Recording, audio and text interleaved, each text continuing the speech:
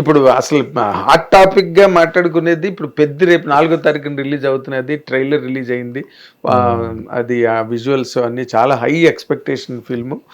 What is your what you call assimilation into the trail part?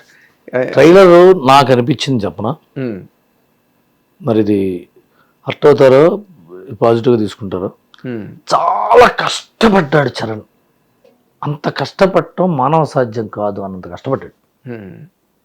చూసారు ఎంత కష్టపడ్డాడు. ఆ శరీరం ఫామ్ చేయటం బ్రదర్ నాట్ నార్మల్ థింగ్. ఎన్నో త్యాగాలు చేయాలి, తిండి మానేయాలి, చెత్త నానా ఇది మనకి రుచి పచి లేనివి తినాలి. 2 రోజులు చేస్తే ఇంక చాలే హీరో మన కెమెరా చేసుకుందాం అనిపిస్తుంది. మీకు తెలుసా? అవును, చాలే అమ్మ పెట్టింది నేను పడుకుందాం సినిమా ఎవడో చేస్తాడో చూద్దాం అనిపిస్తుంది, కానీ హీరో అవుదాం అనిపిస్తుంది. అంత కడుపు మార్చుకుని ఇది నాలిక మార్చుకోవాలి, కడుపు మార్చుకోవాలి, కథలు పెంచాలి, కష్టపడాలి, భాష నేర్చుకోవాలి. విజయనగరం భాష మాట్లాడాడు, శ్రీకాకుళం యాస మాట్లాడాడు, ఉత్తరాంధ్ర భాష మాట్లాడాడు, శరీరం చేశాడు, కష్టపడ్డాడు. ఏఆర్ రెహమాన్ పాటలు అదిరిపోయినాయి. ఇది కాక ఆ డైరెక్టర్ మీద చాలా మంచి హోప్ ఉంది. అంటే సుకుమార్ నుంచి వచ్చాడు. ఫస్ట్ పిక్చర్ కూడా చాలా పెద్ద హిట్ కదా. పెద్ద హిట్ కదా, నియర్ పర్ఫెక్ట్ ఫిల్మ్ తీసాడు. తప్పెంచలేని సినిమా తీశాడు.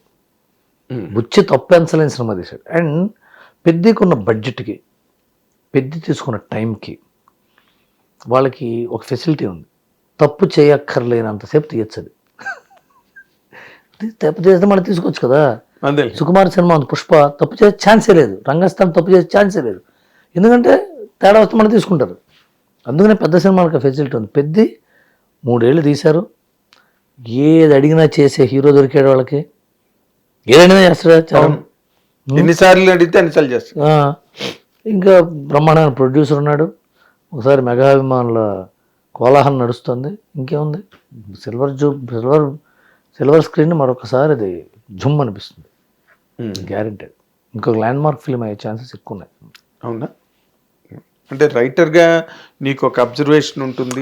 ట్రైలర్ చూస్తుంటేనే అంతమంది క్యారెక్టర్లు ఉన్నారు. శివరాజ్ కుమార్ ఉన్నాడు, ఆయన ఊరికే ఒప్పుకోడుగా సినిమా. కరెక్ట్. ఏమంటే సరదాగా కట్అవుట్లు జగత్ బాబు ఊరికే ఒప్పుకోడుగా సినిమా.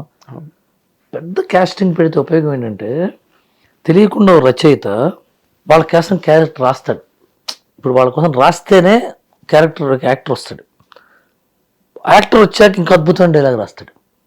ఆ యాక్టర్ గొంతు. ఇప్పుడు కైకాల సత్యనారాయణ గారికి డైలాగ్ రాయడానికిను సాక్షిరంగ గారు డైలాగ్ రాయడానికి తేడా ఉంటుంది. తేడా ఉంటుంది.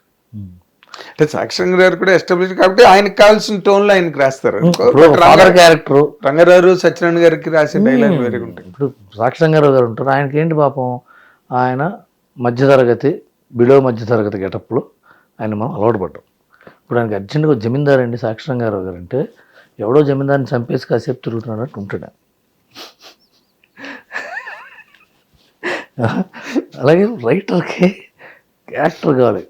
ఇప్పుడు ప్రకాష్ రాజ్ గారు ఉంటే, ప్రకాష్ రాజ్ వస్తుంటే రాసేస్తాను డైలాగు. ప్రకాష్ రాజ్ని ఎన్నిసార్లు తిట్టంటే, క్యారెక్టర్ పేరు రాసి ఏరవంటారు. నా పేరు నీలకంఠం, లేకపోతే నా పేరు పలానా మోహన్ రావు, పిఆర్ అని రాస్తారు. ప్రారా నా పేరు ప్రారా అని dialogue writer, assistant director Prakash Raj director Prara అని రాస్తారు ఇనిషియల్గా. లేకపోతే పిఆర్ పి రాజ్ అని రాస్తారు. కోపం వచ్చేస్తుంది ఆయనకి. ఎందుకంటే నేను చెప్పే అలా రాయకపోతే డైలాగ్ రాదు. నీలకంఠం ఏమంటాడు, మంచినీళ్ళు తీసుకురావే అంటాడు పెళ్ళాన్ని. ప్రకాష్ రాజ్ అంటే ఎంతసేపు చెప్పాలి, మరి చెప్తాడు డైలాగ్. గిలితే గిల్లుచుకోవాలి కానీ అరవకూడదని డైలాగ్ చెప్తాడు. అది నటులతో వచ్చే. ప్రకాష్ రాజు ఊసెత్తావు కాబట్టి నేను అడుగుతున్నా, ఈ మధ్య రోజుల్లో ప్రకాష్ రాజు ఈ సనాతన ధర్మం ఆస్పెక్ట్లు కానీ, లేకపోతే రకరకాల కామెంట్లు, అవతల విజయ్ ఎన్నికల్లో ఉన్నప్పుడు ఆయన మీద నెగిటివ్గా మాట్లాడడం కానీ, ఇక్కడ పవన్ కళ్యాణ్ గారికి ఎగ్నెస్ట్గా మాట్లాడడం, ఇవన్నీ వీటి మీద అసలు what is your opinion on Prakash Raj latest Avatar? Prakash Raj గారి నటుడుగా ఆయన నేరు నగధేరం, నటుడుగా పార్ ఎక్సలెన్స్, ఒకటి. ఇప్పుడు ఇట్లా ఏమంటుందంటే, ఇది నేను not telling any diplomatic answer. ఆయన చెప్పేది నచ్చచ్చు, మనకు నచ్చకపోవచ్చు. ఇప్పుడు నీ క్వశ్చన్లో ఆయన చెప్పే దాంతో నేను ఏకీభవించట్లేదంటే ముగించవచ్చు నేను ఆన్సర్ని. కానీ ఏ వ్యక్తికైనా అతను అనుకున్న దానికి స్వతంత్రం ఉండాలి దేశంలో. ఏదైనా అనొచ్చు. ఎంత పడితే అంత మాట, స్వతంత్రం ఉంది కదా, ఎంత మాట పడితే అంత మాట అంటారా అండి అంటారు అవతలోడు. ఎంత మాట పడితే అంత మాట అనడానికి స్వతంత్రం ఉంది. నువ్వు ఓర్చుకోలేకపోతున్నావు, నువ్వు భరించలేకపోతున్నావు. అంతకుముందు 2019 ముందు ఎలక్షన్స్లో, మహారాష్ట్ర బీహార్ ఎలక్షన్స్లో మెయిన్ టాపిక్ ఏంటో తెలుసా? దేశంలో ఇంటాలరెన్స్ పెరిగిపోతుంది, ఇంటాలరెన్స్ అసహనం పెరిగిపోతుంది.